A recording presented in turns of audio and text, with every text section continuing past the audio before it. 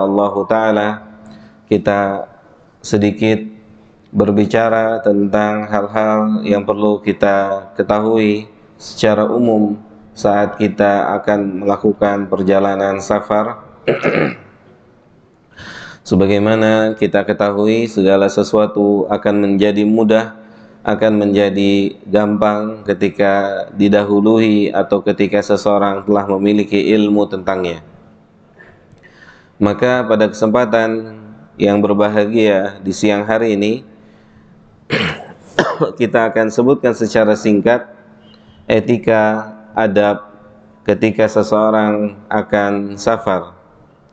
Sama-sama kita ketahui di dalam bulan Ramadan biasanya kaum muslimin, kaum muslimat melakukan perjalanan safar mudik pulang kampung.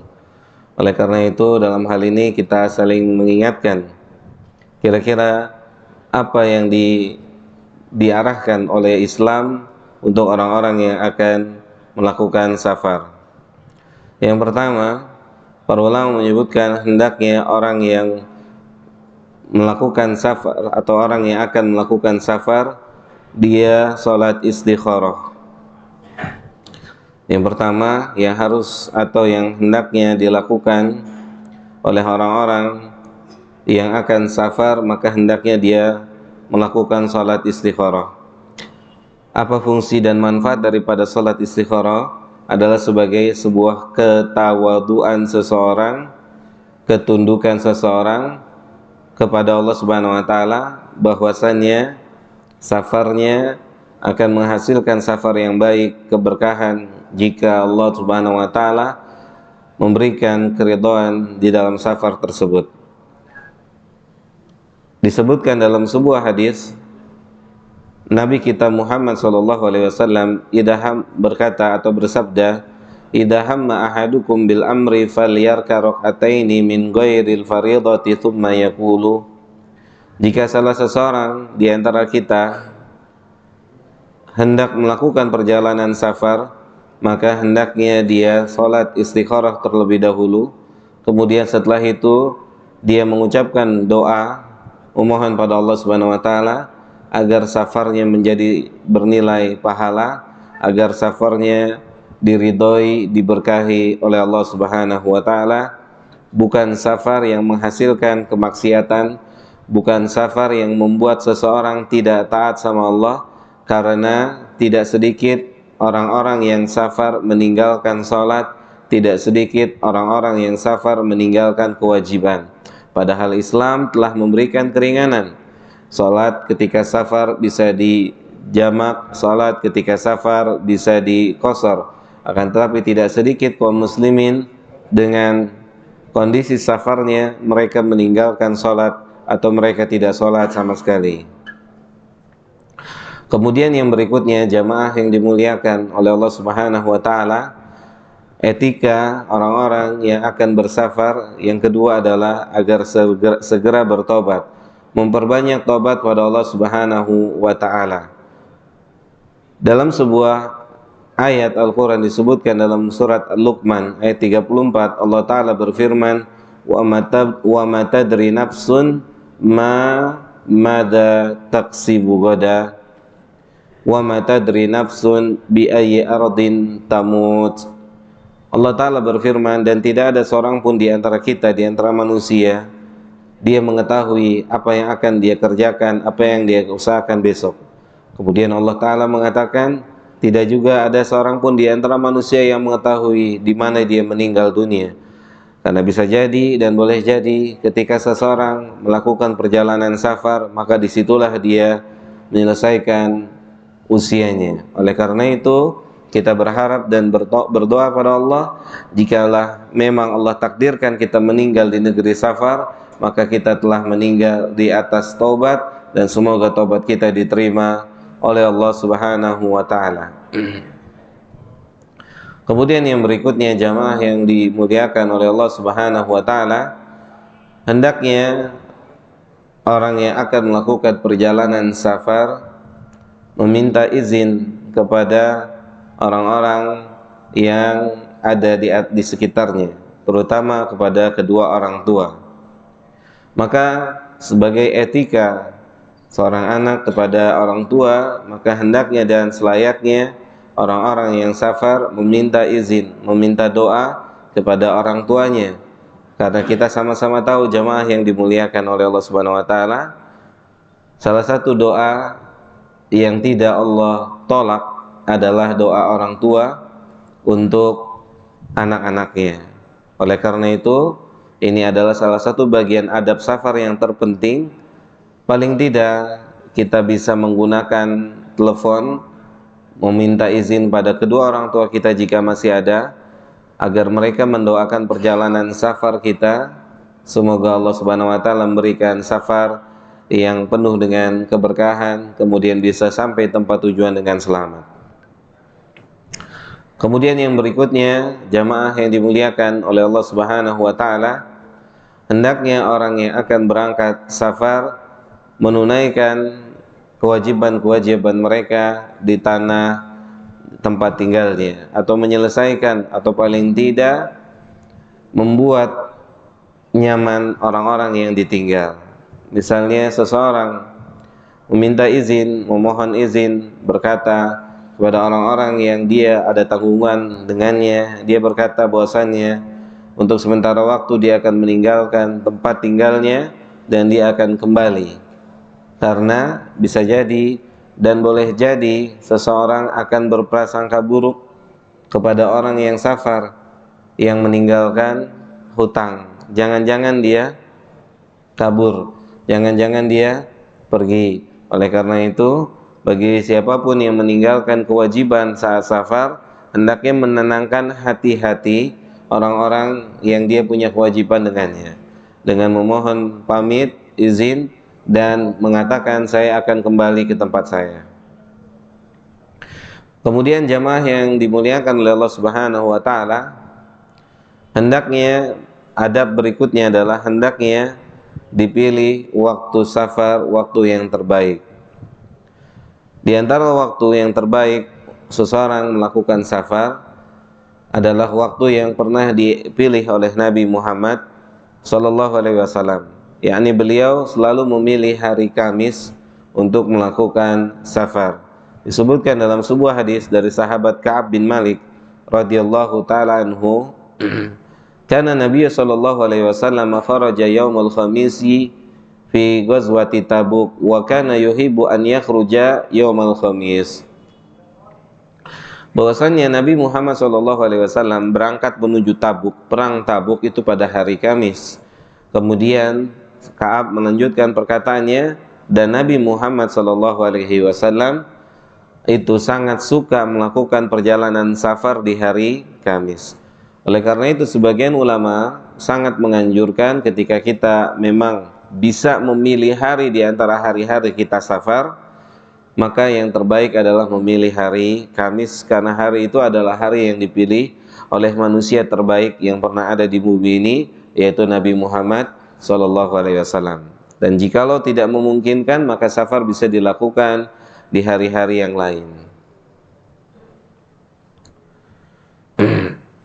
Kemudian yang berikutnya, etika atau adab yang berikutnya untuk orang-orang yang akan hendak safar, maka hendaknya dia mendoakan orang-orang yang akan ditinggalkan, memberikan doa kepada mereka dengan doa yang diajarkan oleh Nabi kita, Nabi Muhammad SAW.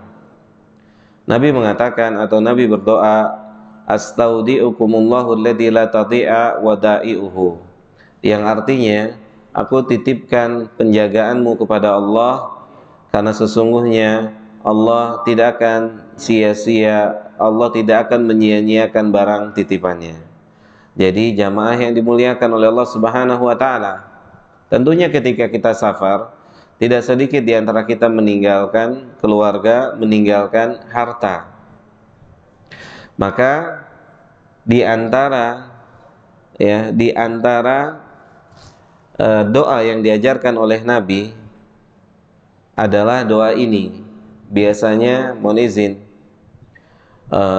orang-orang jahat itu mulai atau sudah merencanakan aksinya saat orang-orang meninggalkan rumahnya, saat pulang kampung. Benar Pak ya? rumah-rumah yang kosong yang ditinggalkan oleh penghuninya mudik, maka orang-orang jahat, maling, rampok, mereka sudah merencanakan rencana-rencana buruk mereka, rencana busuk mereka. Maka jamaah yang dimuliakan oleh Allah Subhanahu wa taala, setelah kita akan memutuskan pulang kampung, maka ingatlah doa ini. Kita minta sama Allah agar Allah yang menjaga, Allah yang melindungi harta kita ataupun istri dan anak-anak kita selama kita safar. Oke, tayyib. Edukasi sedikit, tambahan sedikit jamaah yang dimuliakan oleh Allah. Saat kita menitipkan rumah dan seisi rumah kepada RT, RW atau pihak keamanan, hati kita nyaman ya. Ada sedikit kenyamanan, betul nggak Pak? Ada sedikit kenyamanan di situ. Harusnya kalau kita sudah titipkan kepada Allah, itu hati kita harusnya jauh lebih nyaman. Kalau menitipkan kepada makhluk saja menghasilkan kenyamanan, kalau kita punya iman yang kuat saat kita menitipkan apa yang kita tinggalkan kepada Allah, maka seharusnya perjalanan safar itu selalu atau menghasilkan kenyamanan, karena kita telah menitipkan kepada zat yang tidak akan pernah mungkin menyia-nyiakan apa yang telah kita titipkan. Itulah makna daripada doa yang diucapkan atau diajarkan oleh Nabi kita, Nabi Muhammad SAW.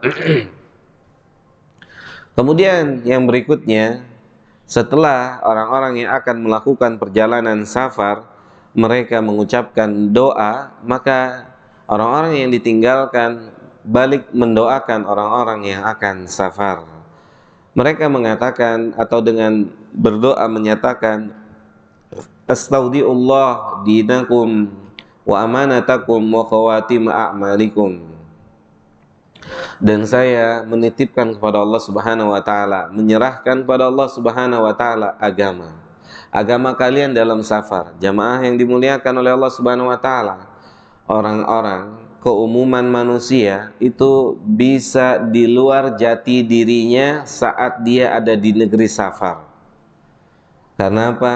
Karena di negeri safar itu tidak ada yang kenal pada dirinya kecuali sedikit. Maka potensi untuk orang bermaksiat macam-macam itu ada di negeri safar. Oleh karena itu, orang-orang yang akan ditinggalkan hendaknya mendoakan orang yang akan safar, semoga antum konsisten menjalankan agama ini. Karena tidak sedikit orang-orang mencoba-coba maksiat, atau pintu maksiat itu lebih terbuka lebar saat dia ada di negeri safar dan tidak ada satu orang pun yang kenal dengan dirinya. Kan, tapi kalau dia ada di negeri mukim, dia mau mabok misalnya, dia mau main perempuan misalnya, dia mau berjudi misalnya, dia masih pikir-pikir banyak orang kenal dia, banyak netizen. Tetapi kalau di negeri safar, gak ada jaminan jenggot panjang, jilbab panjang, sholat, nggak ada jaminan, tidak ada sama sekali jaminan, tidak ada sama sekali yang dapat menjamin kita tidak bermaksiat di negeri itu, karena syaitan dapat masuk setiap saat membisikkan bisikan yang buruk. Udah cobain aja zina di sini, nggak ada istri, nggak ada anak-anak, nggak ada suami, nggak ada yang kenal, nggak ada yang tahu. Udah cobain aja minum minuman keras di sini dan seterusnya. Oleh karena itu jamaah yang dimuliakan oleh Allah, saat kita ditinggalkan oleh anak kita yang keluar negeri, sekolah di luar negeri, istri kita, suami kita keluar negeri bekerja, jangan lupa doakan mereka. Semoga engkau bisa tetap konsisten menjadi seorang muslim yang taat sama Allah dimanapun berada. Itu adalah etika yang hendaknya diucapkan oleh orang-orang yang akan ditinggalkan, ya, pada orang-orang yang akan ditinggalkan. Kemudian yang berikutnya jamaah yang dimuliakan oleh Allah Subhanahu wa taala, di antara etika safar berikutnya yaitu melakukan perjalanan safar sedapat mungkin minimal 3 orang. Jika memungkinkan safar untuk 3 orang, maka itu adalah safar yang terbaik. Kenapa? Karena Nabi mengatakan as-safaru syaitan. wa syafarani syaitani. Safar sendiri itu potensi diganggu oleh syaitannya itu lebih kencang, dan keumuman kita imannya lemah-lemah, lebih lemah dari daun yang tertiup angin. Kita saat ini bisa beribadah ini dan itu karena kita tidak dihadapkan dengan fitnah. Bisa jadi kita datang ke negeri safar, fitnahnya banyak, sedangkan iman kita lebih rendah, lebih tipis daripada selembar kertas. Menghadapi fitnah di luar tempat kita safar itu sangat rentan untuk kita jatuh dalam fitnah itu. Oleh karena itu, saking sayangnya Nabi sama kita Sallallahu Alaihi Wasallam, jangan pernah menganggap diri kita ini kuat. Oh, saya bisa kok safar sendiri, saya bisa jaga diri.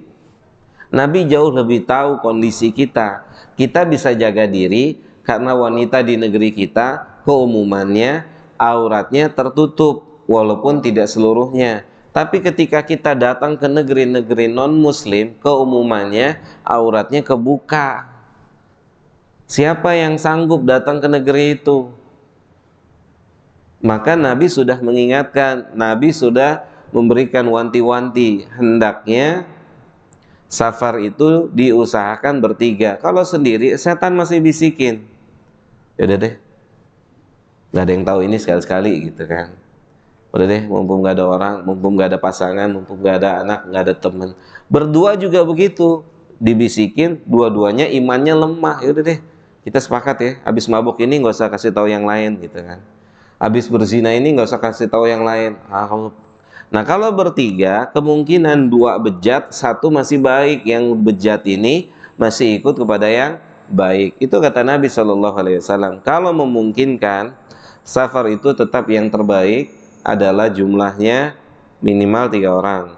Kalau tidak memungkinkan, maka banyak-banyaklah berdoa pada Allah. Semoga tidak jadi safar justru menjadi ajang bermaksiat pada Allah Subhanahu wa Ta'ala.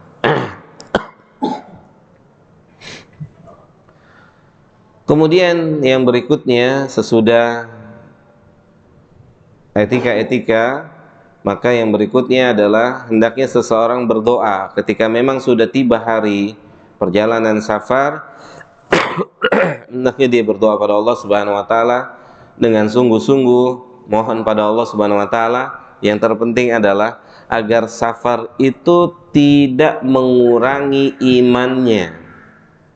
Safar itu bukan untuk mengobral iman, karena tidak sedikit orang safar pulang safar seperti orang baru mau mulai beragama Islam lagi, karena di dalam safarnya itu tidak ada ketaatan pada Allah, jauh dari Allah, tinggalin baca Quran, tinggalin ibadah ini dan itu.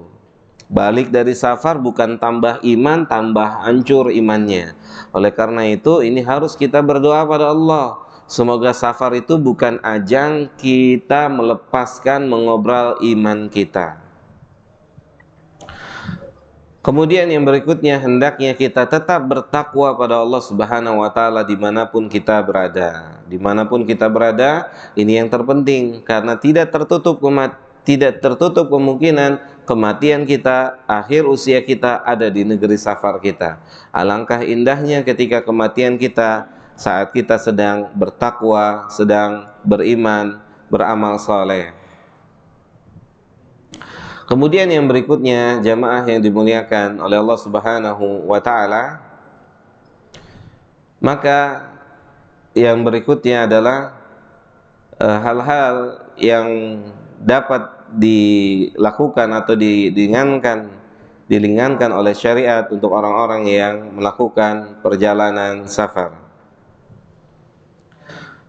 Untuk orang-orang yang safar, maka ada buat mereka keringanan dalam hal ibadah, dimulai dari toharoh, bersuci.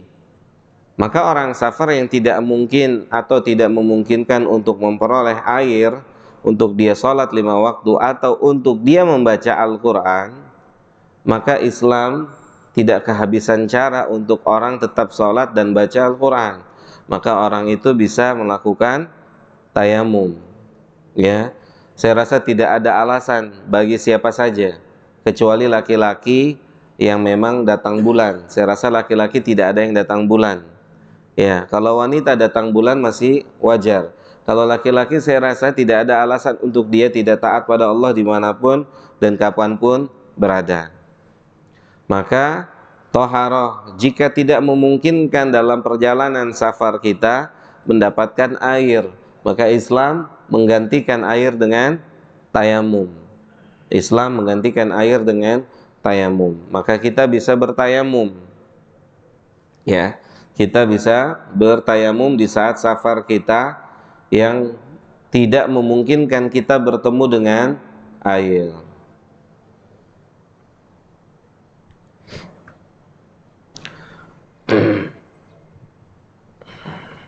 Kemudian yang berikutnya berkaitan dengan sholat, berkaitan dengan sholat 5 waktu.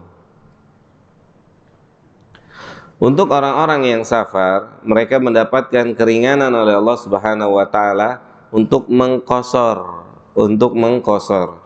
Jadi syariat qashar itu adalah syariat yang diberikan kemudahan oleh Allah untuk orang-orang yang safar.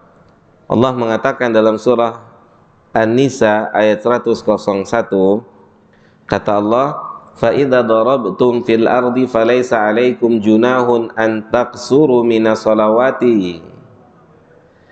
Dan jika kalian berpergian safar di atas permukaan bumi ini, maka tidak ada atau tidak mengapa bagi kalian mengqashar salat kalian.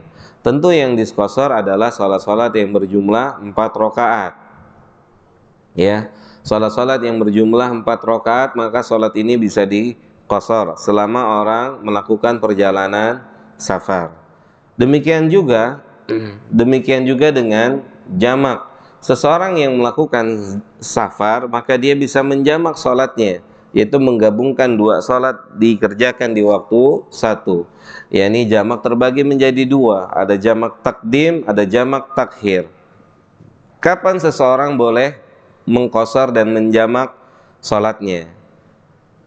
Para ulama menyebutkan seseorang boleh mulai mengqashar salatnya saat dia sudah keluar dari rumahnya. Maka saat dia telah keluar dari rumahnya untuk menuju negeri safar, saat itu sudah boleh dia melakukan qashar.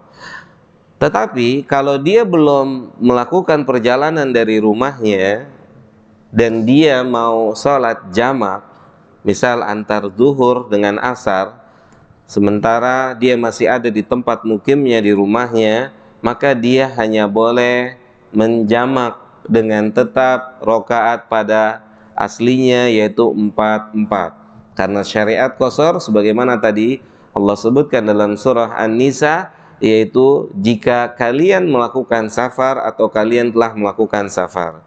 Maka ketika kita belum safar, kita mau naik pesawat jam 12:30, maka kita boleh menjamaknya. Artinya jamak takdim. Kecuali kita memutuskan untuk mentakhir sholat, kita akan sholat di negeri safar atau di tempat safar kita, maka di saat itu boleh kita mengambil 2 keringanan mengqashar dan juga keringanan menjamak gitu. Mengqashar dan menjamak. Semoga syariat qashar dan syariat jamak ini kita diberikan atau menjadi mudah beribadah. Jangan sampai udah dikasih qashar dan dikasih jamak sama Allah, minta keringanan lagi, yaitu enggak sholat gitu. Karena ada orang yang memutuskan untuk tidak sholat ketika dia safar. Maka kalau safar yang menghasilkan orang tidak sholat, itu dipastikan safar yang tidak bermanfaat. Itu pasti, tidak mungkin tidak. Safar yang tidak diberkahi, safar yang tidak dinaungi oleh Allah, karena tidak mungkin Allah menaungi orang bermaksiat kepadanya. Baik. Kemudian jamaah yang dimuliakan oleh Allah Subhanahu wa taala fleksibel berapa lama orang boleh menjamak dan mengqashar. fleksibel. Nabi kadang menjamak mengqasar ketika safar, Nabi kadang-kadang hanya mengqasar saja, tidak menjamak sallallahu alaihi wasallam. Para ulama mengatakan itu tergantung kondisi badan kita, fleksibel. Orang musafir dikasih rukhsah oleh Allah. Ada kalanya dia mau jamak, dia jamak. Ada kalanya dia mau tetap sholat 4 sesuai waktunya, boleh. Dia mau jamak, boleh, karena dia masih dalam status seorang musafir. Para ulama mensyaratkan selama dia tidak meniatkan mukim di tempat safarnya. Tapi kalau dia meniatkan menjadi orang mukim di tempat safarnya, maka hendaknya dia sholat sesuai dengan aturan yang berlaku aslinya. Kemudian yang berikutnya berkaitan dengan puasa atau berkaitan dengan puasa, berkaitan dengan puasa. Maka di dalam safar untuk orang yang berpuasa, sebagian ulama berdasarkan kesimpulan mereka dari ayat dan hadis, orang yang berpuasa itu dalam dua kondisi. Dia bisa terus berpuasa dan dia juga bisa berbuka. Artinya pernah didapati seseorang atau sahabat safar bersama Nabi Shallallahu Alaihi Wasallam. Sahabat pernah melakukan safar bersama Nabi dan sebagian sahabat buka dan sebagian lagi tetap puasa. Dan di situ Nabi tidak mencela yang buka atau tidak boleh ada yang mencela, baik yang buka maupun yang terus berpuasa. Artinya adalah ikhtiyari, adalah pilihan. Seorang yang safar boleh dia lanjutkan puasanya dan boleh dia berbuka, keduanya bisa dikerjakan. Tetapi ingat, bagi yang mengambil rukhsah buka, jangan lupa catat apanya? Catat utangnya, berapa enggak puasanya. Biasanya orang lupa sama utang gitu. Berapa lama? Oh iya, berapa lama ya kemarin enggak puasa? 3 hari, 4 hari safarnya, perjalanannya membutuhkan berapa lama, maka dia harus ganti nanti sesudah bulan Ramadan. Jadi orang-orang yang safar, ketika orang-orang yang puasa kemudian ketika safar adalah dia diberikan pilihan. Hadis Nabi mengatakan, ya, sallallahu alaihi wasallam, tidak ada kebaikan, laisal birra, tidak ada kebaikan bagi orang yang safar dalam kondisi berpuasa. Para ulama menjelaskan, artinya adalah ketika seseorang mengalami kesulitan, mengalami kesusahan saat dia safar, misalnya kehausan, ngap-ngapan, dahaga, lemes dan seterusnya dalam kondisi safar, kemudian dia paksakan untuk puasa, maka ini tidak ada kebaikan untuknya. Karena Nabi pernah mendapati orang yang ngap-ngapan, orang yang capek, orang yang letih, hampir pingsan. Terus Nabi tanya, ini kenapa orang? Maka sahabat mengatakan, innahu shaim, dia sedang puasa. Maka keluarlah hadis sallallahu alaihi wasallam, tidak ada kebaikan. Artinya kalau safar sampai mengakibatkan seperti itu, yang terbaik adalah buka. Kenapa, Mas? Karena bisa jadi orang akan menyalahkan puasa. Kalau dia sakit, kalau dia mati gara-gara puasa, sakit gara-gara puasa dia mati. Salah sendiri antum, kenapa puasa? Kan gitu. Padahal Allah mengizinkan orang safar untuk berbuka. Apalagi hari ini orang safar bisa menggunakan pesawat yang tidak menguras energi terlalu besar. Saya rasa orang keumuman naik pesawat masih sanggup sampai Surabaya, bahkan tidak sedikit jamaah umroh berangkat umroh sampai sana tetap puasa, masih sanggup gitu. Kalau nggak sanggup maaf muskilah, nggak ada masalah. Ala kulli hal, ini adalah materi singkat, rinciannya bisa jamaah lihat di kajian-kajian yang berikutnya. Kurang lebihnya mohon maaf. Wassallallahu ala nabiyina Muhammad wa ala alihi wa sahbihi ajmain. Bismillah. Jika safar dan bermukim di tempat safar 2 hari, sepekan atau lebih ketika sholat, baiknya qashar atau berjamaah sholat rakaat full imam. Taib. Tadi sudah kita jelaskan, ya. Untuk musafir dia ikhtiyari. Ada kalanya misalnya memungkinkan dia, orang yang safar memungkinkan dia untuk sholat sholat 5 waktu, mengikuti orang-orang yang mukim, tidak ada masalah. Ada juga misalnya tidak memungkinkan atau saat itu pekerjaan di negeri safarnya sedang banyak, tidak ada masalah dia sholat jamak qashar. Artinya orang yang safar keduanya bisa dikerjakan secara singkat, ya. Walaupun pembahasan ini pembahasan yang sangat panjang di kalangan para ulama. Artinya tidak boleh atau keduanya adalah pendapat ulama. Ada kalanya orang sedang safar, dia sholat bolak-balik ke masjid. Ada kalanya dia ke masjid satu waktu, kemudian dia tarik waktu berikutnya, zuhur dia bersama imam, kemudian dia tarik asarnya, asar dia nggak ke masjid, mafi muskilah, la haraj, tidak ada masalah.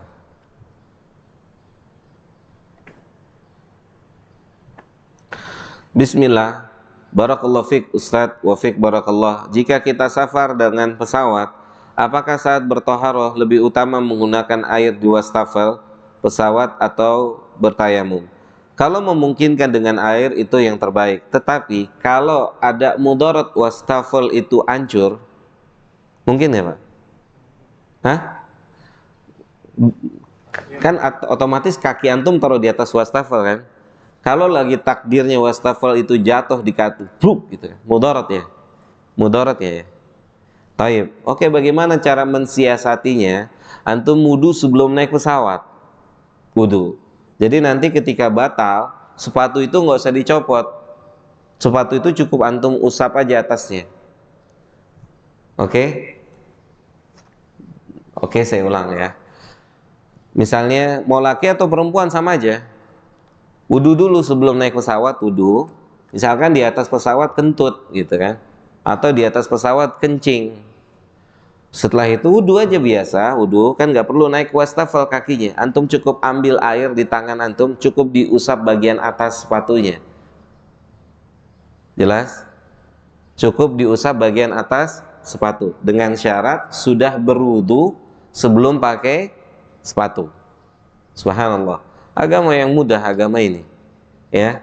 Kalau segala sesuatu itu disertai dengan ilmu. Wallahu ta'ala a'la wa a'lam. Kan keumuman orang naik pesawat pakai sepatu ya, keumuman ya. Bagaimana tata cara wudu dengan tetap menggunakan kaos kaki? Taib. Kaos kaki kalau bisa pakai sepatunya. Karena kaos kaki tidak masuk khuf. Khuf itu tebal. Khuf itu tidak tembus ke kulit. Kalau kaos kaki dibasuh dengan apa? Air wudu, tembus ke dalam kulitnya, kan sama aja seperti nggak pakai kaos kaki atau nggak pakai khuf. Fungsi dari pakai khuf atau sepatu itu air itu tidak kena kaki, kenanya apa? Atas itu. Jelas ya Mak ya? Jadi kalau pakai kaos kaki, hendaknya pakai sepatunya ketika dia masuk wastafel. Jadi kakinya nggak perlu naik ke atas wastafel itu. Jadi cukup air di atas, dibasuh atasnya, kanan di atas dibasuh, kiri dibasuh, selesai. Kemudian sholatnya para ulama sebutkan Nabi SAW kalau sholat sunnah itu di atas kendaraan nggak turun. Tapi kalau sholat wajib, Nabi turun menghadap kiblat. Oke, toib. Gimana kalau situasinya tidak mungkin? Maka yang terbaik, antum tahu arah kiblatnya di mana. Misalnya kiblatnya di belakang atau di samping kanan. Cukup di takbiratul ihram. Allahu Akbar, setelah itu antum duduk lagi. Sebagian ulama berpendapat seperti itu. Kenapa? Karena untuk sholat wajib ya. Karena Nabi setiap sholat wajib selalu menghadap kiblat. Ya, turun dan menghadap kiblat. Beda dengan sholat sunnah. Kalau sholat sunnah, Nabi sholat di atas kendaraannya. Oleh karena itu, para ulama mengambil kesimpulan kalau sholat wajib di atas pesawat, duduk di kursi, maka kalau antum tahu arah kiblat, itu yang terbaik. Kalau antum tidak tahu arah kiblat, la yukallifullahu nafsan illa wus'aha. Sholat aja ke depan.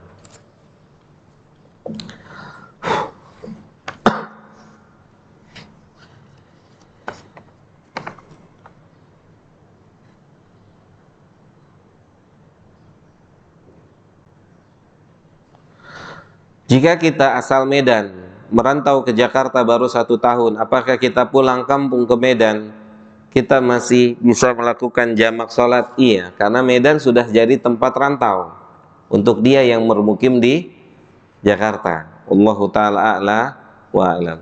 Kecuali dia balik ke Medan dan dia nggak balik lagi ke Jakarta atau tempat rantaunya.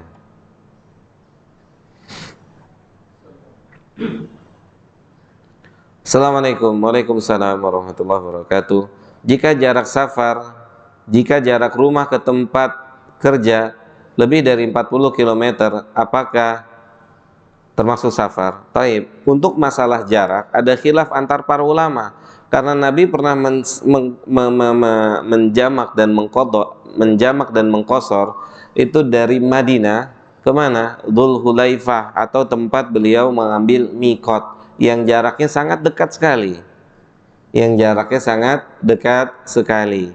Yang menunjukkan di sini para ulama mengatakan, balik lagi, safar itu situasional, kondisional. Ketika memang seseorang saat itu harus dia jamak, misal pesawat mau jalan gitu kan, atau situasi-situasi seperti itu ya, yang tidak memungkinkan atau yang sangat mendesak membutuhkan waktu, maka dia boleh menjamak dan boleh mengqasar. Wallahu ta'ala a'la wa a'lam. Semoga bermanfaat kajian singkat pada hari ini. Kurang lebihnya mohon maaf. Wassallallahu ala nabiyina Muhammadin wa ala alihi wa sahbihi ajmain. Subhanakallahumma bihamdika asyhadu an la ilaha illa anta astaghfiruka wa atubu ilaika. Assalamualaikum warahmatullahi wabarakatuh.